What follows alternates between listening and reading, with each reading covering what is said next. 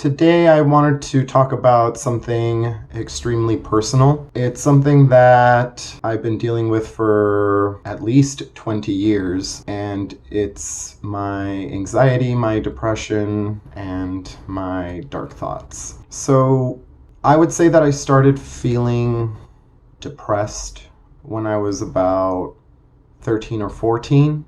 This probably started happening in middle school. As a kid, I was picked on a lot by not just my fellow classmates or other students, but also people I am related to. And that's a normal thing in a lot of families. Anytime you have somebody with any perceived sense of authority will try to exert that upon people who have less authority. When I was a teenager, I'm pretty sure the hormonal changes had a lot to do with it. Also, the fact that I was starting to feel more strongly towards the males in my grade level. So I really felt out of whack. I felt out of sorts, like I didn't belong, like I was strange, like I was not normal. I already felt alienated from the get-go. Coupled with that, I'm an artistic, weird person. I have been all my life, so I was trying to find my own sense of creativity, trying to call attention to myself in a positive way as opposed to a negative way, because I sort of felt like growing up I called attention to myself negatively, and I think people sort of took out their own insecurities on me, which again is normal. It's something that happens. So freshman year, I met a guy. I met a boy. He was a couple of years older than I was. I would call it love at first sight, not only because I just felt physically attracted to him, but there was something about his energy that I just perceived. And he was a very influential person in my life as far as helping me come into my own, helping me embrace who I was, not just as a gay kid, but as a weird kid. And he had friends of all sorts of backgrounds, so it's something that I sort of adopted as part of my persona, which was strange because I didn't really have a lot of friends growing up, and then all of a sudden I started getting friends of different backgrounds. Which is not to say I didn't have any issues with anybody when I was coming out. The biggest issue I probably had my freshman year was, funny enough, my ex-best friend, who, plot twist, later turned out to be gay. But it got to the point where I was getting homophobic notes, and I knew it was him. I knew he was the one that was spearheading it, if not doing it all himself. And he never apologized, which is fine. But it had made me contemplate suicide when I was 15, so that was new. So freshman year was over. Sophomore year was kind of a blur. I was just mostly helping out other people dealing with their family situations and their typical teenage growing pains. The biggest thing though was my sophomore year, the boy that I had met my freshman year, he was in one of my classes. And I really got to know him very well. I got to see all the darkness in him. He also was the one that introduced me to Wicca.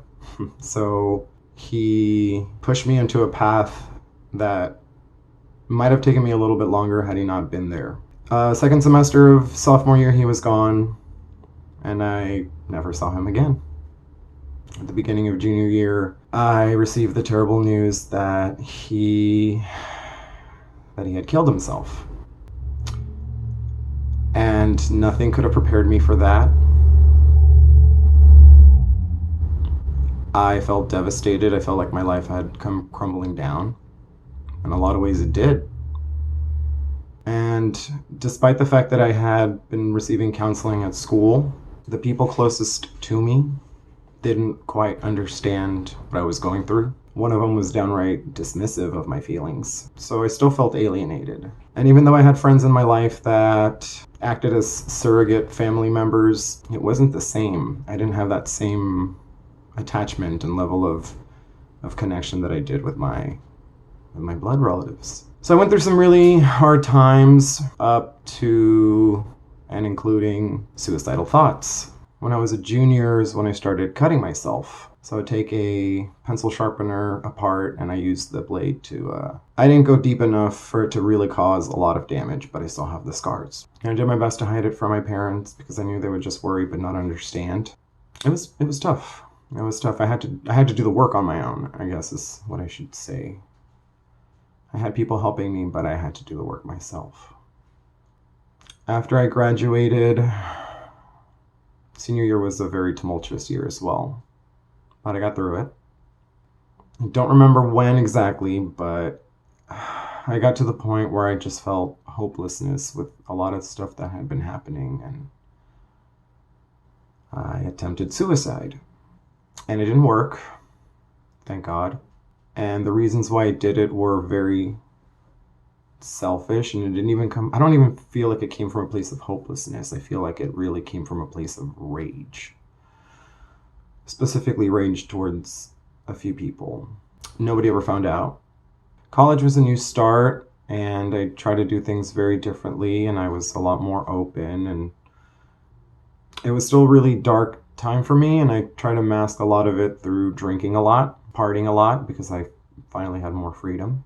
But I don't think it really helped deal with my issues. I don't think I was really dealing with anything. I was sort of masking it or pushing them aside and trying to feel nothing instead of working through the emotions. I went to San Diego when I was about 22, different city, different state, just trying to start a different life. But really I was running away from my problems, and a lot of my issues started manifesting in my activities. I had at least one breakdown while living over there, and it happened in front of loved ones.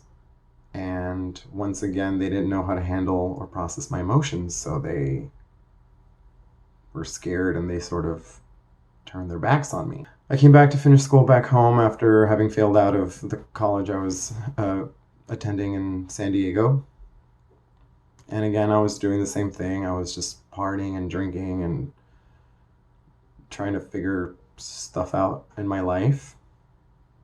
And then I got another wave of depression around the time I turned 25. I wouldn't exactly call it a quarter life crisis, although I'm pretty sure a lot of the pressure that I put on myself to have accomplished something by that age was compounded with everything else. My grandma had passed away, and then 2 weeks later, our dog passed away, and it was really sad, and both of those things they were the straw that broke the camel's back. I was struggling in school.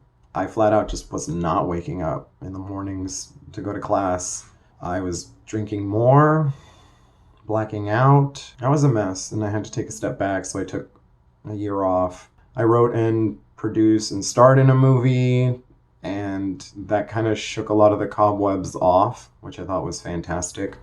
Working also helped. I don't feel like I was actually processing the emotions. I felt like I was, again, just masking them or keeping them as pushed away as I could. I graduated college by the skin of my teeth. Then I had no sense of direction, and I felt myself sort of going into more depression. Then my friend invited me to help him with a movie that he was writing. So then I actually got paid to write a script.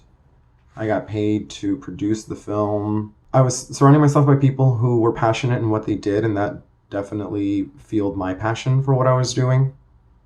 And it was great. Again, it gave me a sense of purpose. I started doing stand-up to deal with my stage fright. I have anxiety about mostly dealing with people, not really about life. I'm an empath, so I perceive a lot of people's emotions, and they just agitate mine. I've been working on that. After we finished shooting the film, I thought long and hard about what I would end up doing, and I decided to go back to California. But this time I would go to LA to see how I would fare in the big leagues, because I challenged myself working on this last film, and for the most part exceeded most of those expectations. So I decided, okay, well, let's see what I can do. It's another challenge. So once I was there, I was super excited, but the glamour wore off as soon as I had to go through the day-to-day. It was a very difficult city in many ways, not just how expensive it is, but how large it is, how crowded it is. There's a lot of emotions, and a lot of them are negative, bouncing around. And I feel like the people who were positive, a lot of the times were also just masking how they felt. And because a lot of it felt very hollow, or it felt very superficial. While I was there, I started working out more, which helped improve my my mental state, but it was still a lot that I was processing. I had some really dark thoughts while I was living in LA. This is going to be hard to hear, but sometimes the train would be passing by and I would just think, if I just jumped in front of that train, that would be it. That would be it. I wouldn't have to deal with anything else. I was there for 3 years and it happened a lot. Met some beautiful people, met some not so beautiful people. They were beautiful on the outside, but poison on the inside. People that I knew from back home sort of changed. They were more about survival. They turned on me. I met my ex-boyfriend there, who I lived with for about 1.5 years. That taught me a lot. It sort of rattled off a whole bunch of things that I needed. It shook the cobwebs off. I had already been through a lot of stuff, so the breakup didn't really affect me as much as I thought it would, negatively, but it really did, like I said, shake things off, and it helped me see things, especially with the way people would come at me with their emotions instead of logic when we would try to discuss something. In this past year, I had another bout of depression and suicidal thoughts because of everything that's been going on. But lately I've also been shaking off. I've been trimming the fat, so to speak. Well, not only am I getting in better shape, which is also something that helps to improve my mental state, but I've actually been working through things because I've had more time to do it. I've had more reason to do it. It's definitely been a very difficult process, not just this year, but everything that I've been through. I'm still here. I have enough reasons for myself. I have a sense of purpose. I've been getting lots of confirmations from people and from the universe that I'm going down the right path. It means I have to cut a lot of ties from my life, but that's part of it. I think the more attachments you have, the more pressure you put on yourself in order to keep up with all of those things, or people, or energies. It's exhausting, and we already have enough to go through. So I'm working through my anxiety and depression by doing everything I can for myself.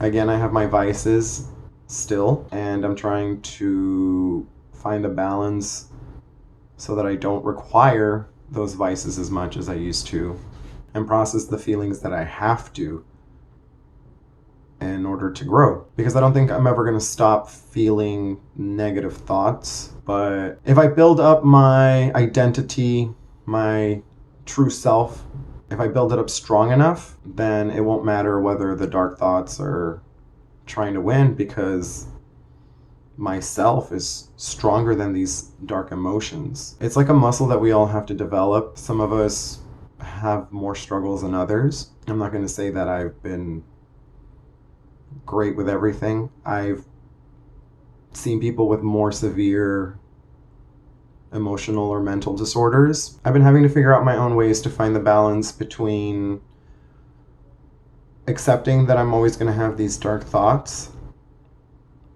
but still working something out, working on myself, sticking to my purpose. Just having a sense of purpose itself is something to strive towards, and that's been a thing. Working hard physically has helped my mental state, because I feel like, well, it's not a big thing that I contribute, but I'm still contributing. I'm still helping the people around me.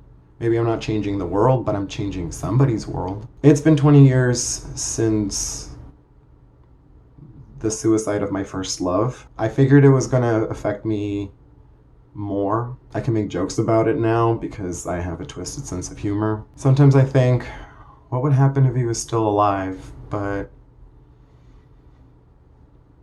it's over. He made his choice. I made mine.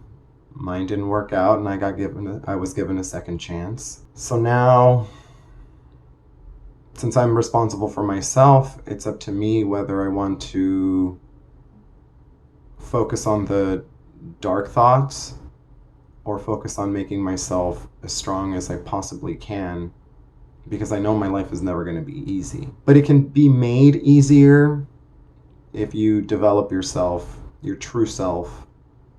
Work on your body, work on your mind, work on your spirit. They'll all work in tandem. Thank you for watching and listening. Please like, share, and subscribe. And I hope some of this resonates with you.